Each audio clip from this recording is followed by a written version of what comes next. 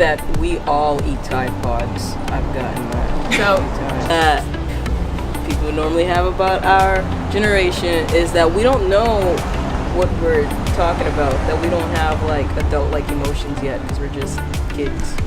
I know so many kids that could benefit by just talking to someone, even just like if they need to go in meds for just a short time. Like there's so many kids that go undiagnosed just because everyone thinks like, oh, they're just stressed right now and it's not actually something wrong with them.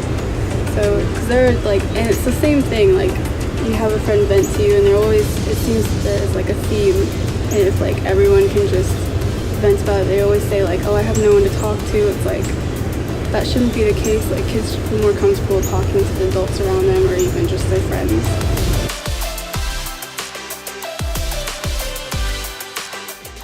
If I see something like fucked up going on, I don't want to like just sit there and let it happen. I normally is like, hey, that's not cool, kid. Like, a lot of fucked up stuff happens on my bus, and they're just like arguing. It's like, why don't we just like shut up as a collective whole and like reflect on what just happened? So. we both do like this abolitionist group.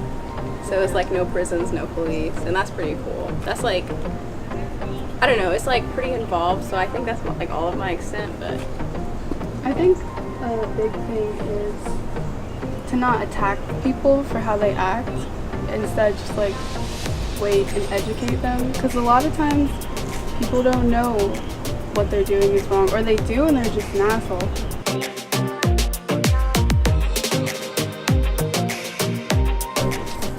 I'm gonna be voting pretty soon, so I feel like the weight of the world is kind of in my hands.